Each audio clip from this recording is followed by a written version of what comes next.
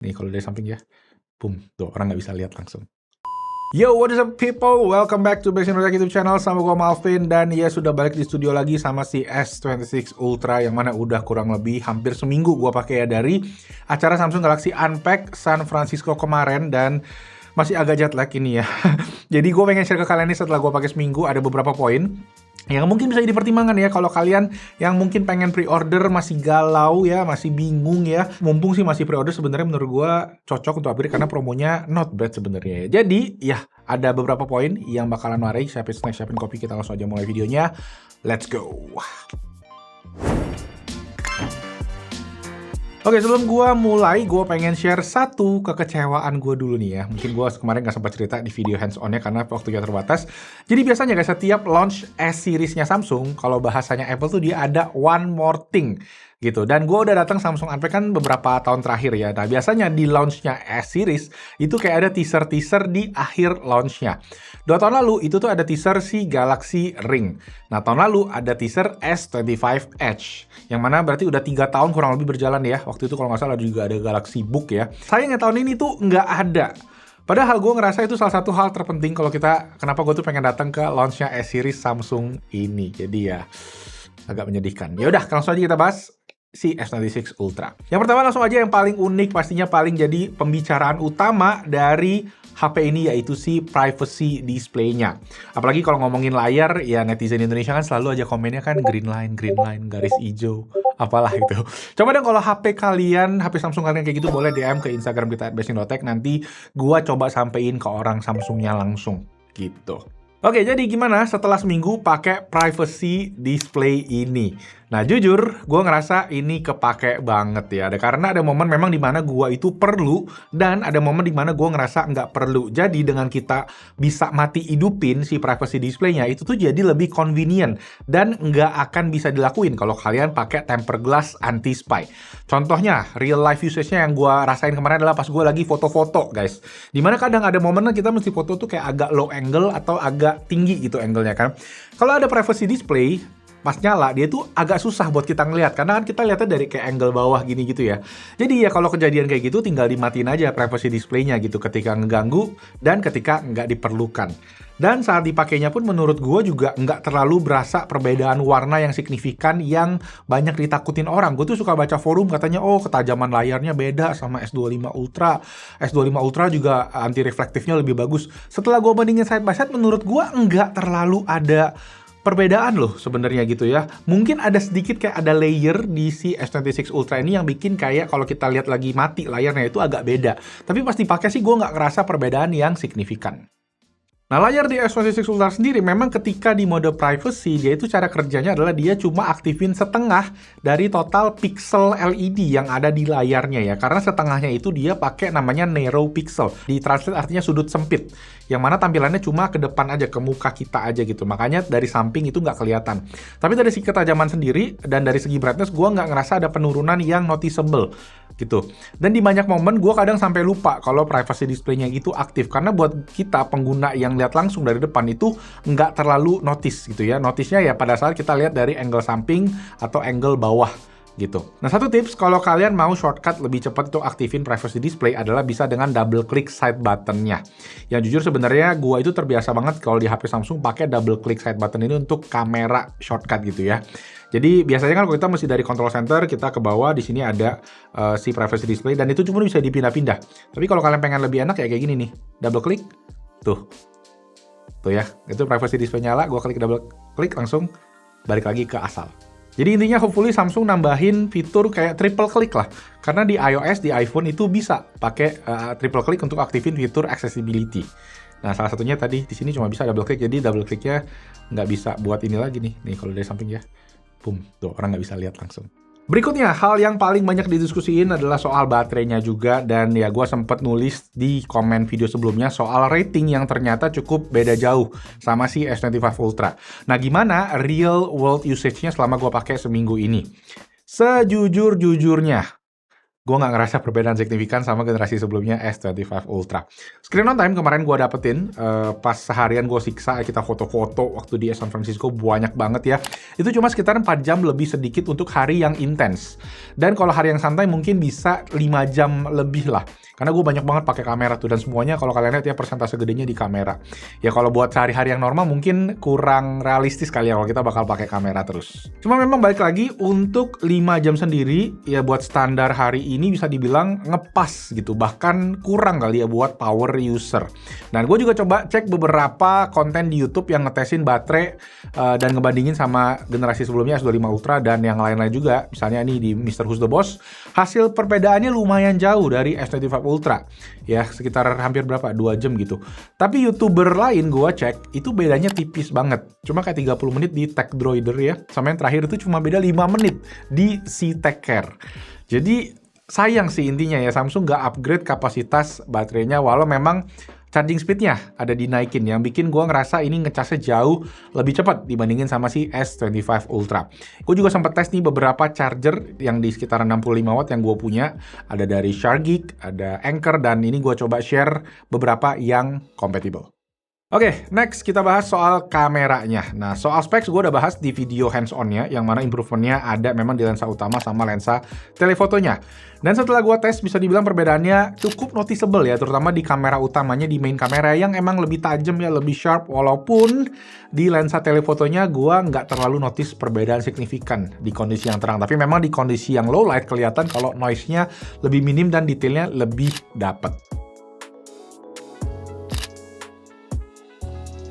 Yang agak surprise adalah di kamera selfie-nya nih, yang mana sebenarnya dari segi spesifikasi itu sama persis dengan S25 Ultra.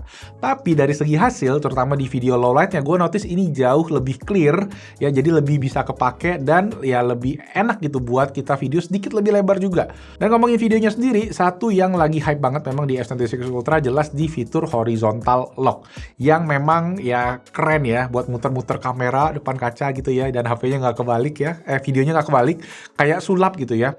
Bisa juga dipakai buat bikin sirik iPhone user. Walau sejujurnya gue sendiri ngerasa ini nggak bakal sesering kepake kayak si privacy display tadi. Tapi ya it's nice to have, terutama kalau kalian yang mungkin sering pakai buat extreme condition gitu ya, buat lari-lari lah, buat extreme sport. Tapi ya nggak mungkin kan kita pakai, karena sebenarnya memang horizontal lock sendiri itu adalah fitur dari action kamera. Mungkin jarang kali ya pakai HP buat jadi action kamera, tergantung kebutuhan.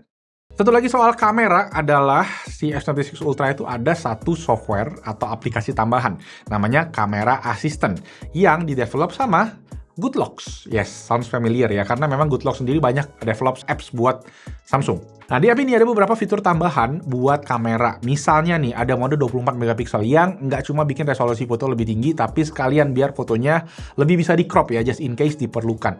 Gue sendiri di iPhone selalu pakai mode 24 megapiksel karena menurut gue file size-nya itu cuma nambah sedikit, cuma nambah setengah dibandingin 12 megapiksel, tapi kita dapat resolusi 2 kali lipat, jadi worth it lah istilahnya gitu kan. Nah, di S26 Ultra itu juga sama, dimana file 24 megapiksel pas gua bandingin sama 12 megapiksel cuma nambah 50% aja. Tapi ya menurut gua aneh aja Samsung mesti mengharuskan kita download lagi si kamera assistant ini, dan posisinya pun juga agak tersembunyi gitu, agak hidden ya. Harusnya udah ada out of the box aja di include gitu. Jadi kalau kalian upgrade ke S26 Ultra, jangan lupa di-download. Dan settingannya banyak banget sih di kamera assistant itu. Gua nggak bisa bahas satu-satu, tapi ya buat kalian yang suka foto, ya it's gonna be a good stuff.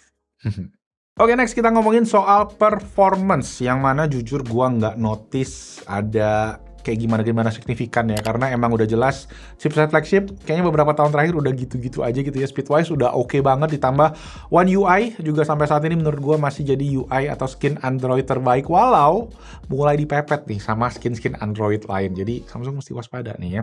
Hasil tes benchmark kayak Antutu tembus 4 juta di kondisi yang memang gue coba didinginin ya, baru tembus 4 juta. Nah, klaim Samsung soal heat dissipation juga yang lebih baik gue lihat cukup terbukti, terutama dengan heatsink yang lebih gede. Dan yang yang menarik juga adalah pergantian frame-nya yang ternyata sebelumnya titanium sekarang ke aluminium. Jujur, secara feel material gue nggak notice perbedaan yang signifikan antara titanium di S25 Ultra ke aluminium di S26 Ultra. Gue juga sempat jatuhin beberapa kali dan so far aman, walaupun gue lihat di online katanya ada beberapa yang ngeluhin juga material aluminiumnya yang gampang bopeng ya. Bopeng ya namanya ya, apa gampang penyok lah gitu istilahnya. Sama halnya juga dengan kasus iPhone 17 Pro ya, yang mana sekarang ganti material ke aluminium.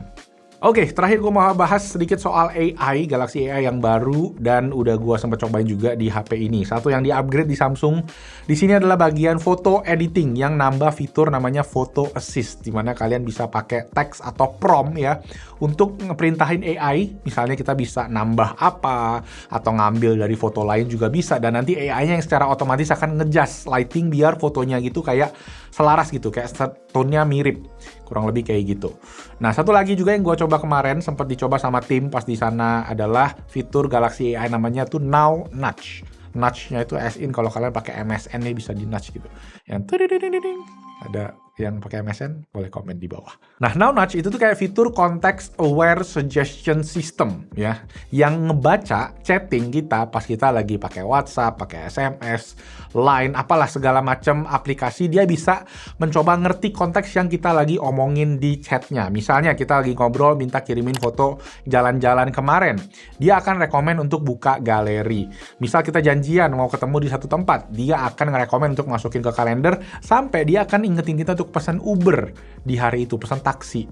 Ya sayangnya memang untuk bahasa Indonesia kayaknya masih belum bisa, dan di Indonesia sendiri memang masih belum compatible apps-apps yang support, misalnya kayak Gojek, Grab gitu masih belum bisa, tapi harusnya moga-moga ke depan akan disupport. Satu lagi yang menarik dari Galaxy AI-nya adalah fitur autonomous call screening, yang mana Galaxy AI-nya ini bisa ngejawabin telepon kita untuk ngecek misalnya ada kepentingan apa nih teleponnya.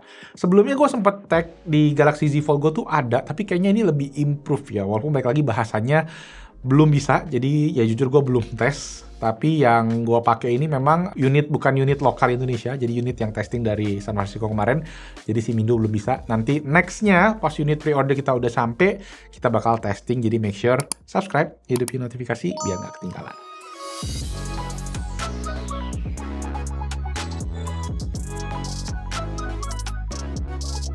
So itu dia guys, seminggu bareng S26 Ultra. Overall experience sih gue ngerasa agak mix ya.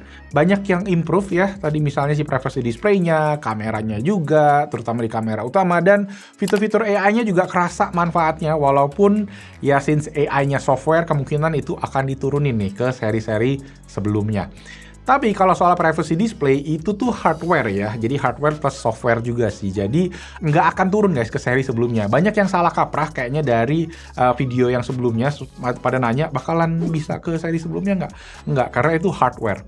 Ya paling sedikit miss-nya di sini menurut gua adalah di bagian baterai, yang mungkin buat sebagian orang itu bisa jadi deal breaker ya, karena pastinya orang pengen baterainya awet, terutama yang udah beberapa tahun nih kapasitasnya masih gitu-gitu aja.